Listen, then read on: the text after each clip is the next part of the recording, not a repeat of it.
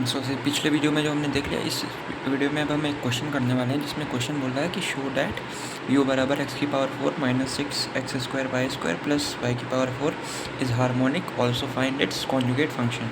ठीक है, तो एक फंक्शन हार्मोनिक कब होता है? हमें पता है कि एक फंक्शन हार्मोनिक तब होता है जब del square u upon del x square plus del square u upon del y square, ये जो है जीरो के बराबर, अगर हमने ये निकाला और इन दोनों को ऐड कर दिया और ये जीरो के बराबर आ गया तो फंक्शन हार्मोनिक होगा। ठीक है, तो अब हम करके देखते हैं। तो पहले हम क्या निकालेंगे सॉल्यूशन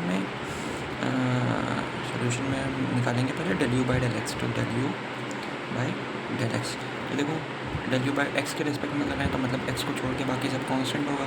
तो क्या आएगा इसमें, इसका आ जाएगा 4x क्यूब है ना, माइनस, और इसका आ जाएगा कितना है, y कांस्टेंट है तो कितना आ जाएगा, ये 6 2 12x वाई स्क्वायर है ना, और ये तो ज़ीरो हो जाएगा।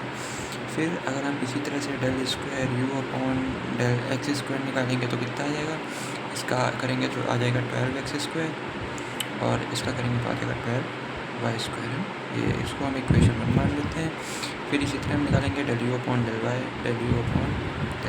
तो क्या आएगा, अगर हम इसको करेंगे y के रिस्पेक्ट में तो आएगा माइनस का 12x square Y plus 4y cube. ठीक है, अगर हम इसको डिफ्रेंशिएट करेंगे, इसको वापस डिफ्रेंशिएट करेंगे y के रिस्पेक्ट में तो आ जाएगा माइनस का 12x square plus 12y square. ये हमने इसको इक्वेशन सेकंड मान लिया। अब देखो हमें del square u upon del x square भी मिल गया, del square u upon del y square भी मिल गया। अब इनको हम अगर ऐड कर दें, ठीक है, del square u upon del x square plus del square u upon del y square है ना, is equal to del square u upon del x square की वैल्यू क्या है, 12x square minus 12y square है ना, और इसकी value क्या है, माइनस का 12x square plus 12y square है ना। तो देखो एक्स स्क्वायर वाई स्क्वायर तो एट द एंड जीरो आ गया, मतलब फंक्शन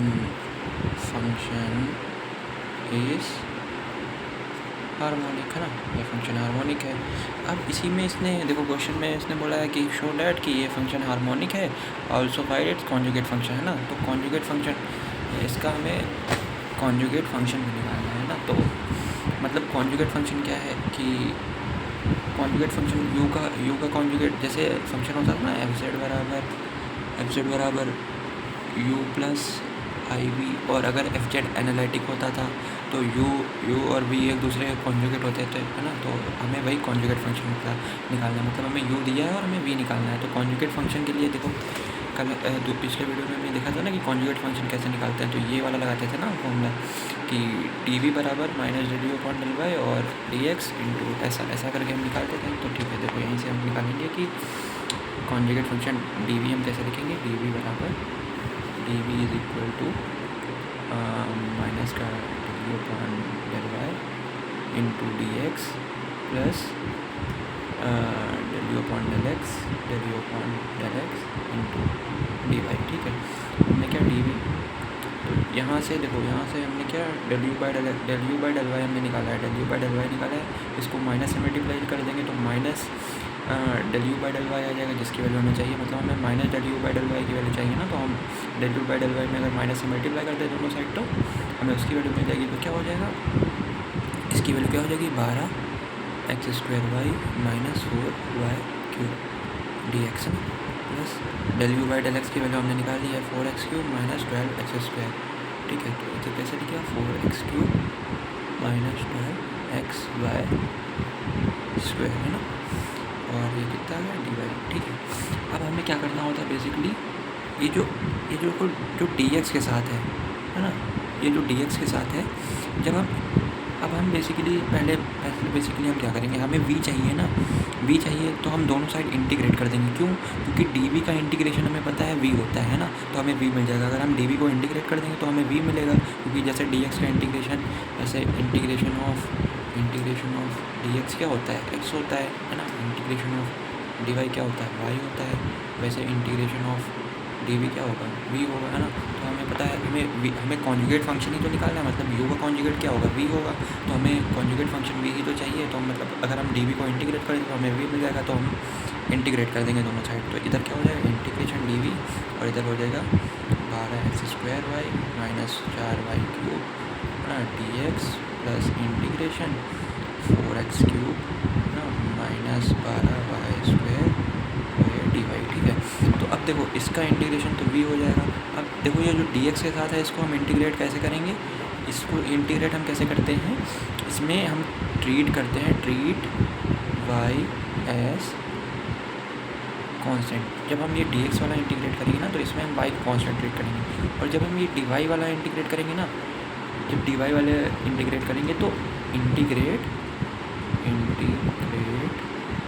है ना only those terms which are free from x, which are free from x। तो ये dx वाले में हम उसको इंटीग्रेट करेंगे, जब dx वाला हम इंटीग्रेट करेंगे तो उसमें हम y को कांस्टेंट मानेंगे, और जब ये dy वाला इंटीग्रेट करेंगे ना तो इसमें हम सिर्फ उन्हीं टर्म को इंटीग्रेट करेंगे जिसमें जो x से फ्री हो, मतलब जिसमें x हो ही ना, है ना। तो यहाँ पे y² x आएगा, है ना। तो अब देखो हमने अगर इंटीग्रेट किया तो क्या डी का इंटीग्रेशन क्या आएगा v, है ना। और इसको जब हम इंटीग्रेट करेंगे तो क्या मिलेगा हमें, इसको इंटीग्रेट करेंगे तो हमें मिलेगा 4x³ है ना। और यहाँ पे देखो यहाँ पे कोई x से फ्री है ही नहीं, तो इसका इंटीग्रेशन 0, है ना। तो इसका इंटीग्रेशन आएगा at the end y³ plus e। देखो इसमें तो कोई इंटीग्रेट होगा नहीं क्योंकि इसमें सब में x है ना, x से कोई फ्री है नहीं, तो इसका इंटीग्रेशन 0।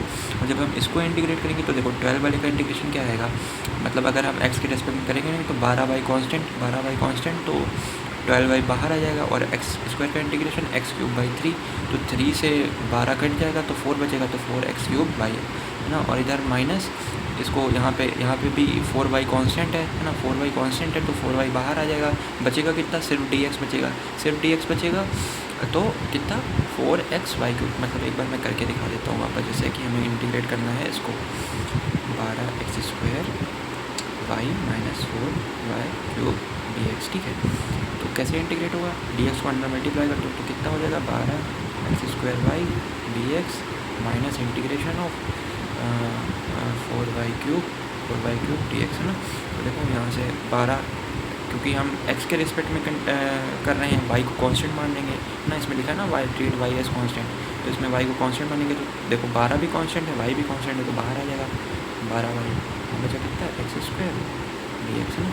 माइनस यहाँ भी देखो y को कांस्टेंट मानेंगे तो 4y³ बाहर आ जाएगा, 4y³ यहाँ कितना बचा dx, तो यहाँ पे 12y है ना, इसका x² का क्या होगा x³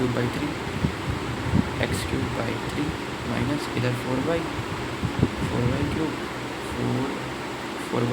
और x का कितना होगा dx का इंटीग्रेशन x, है ना।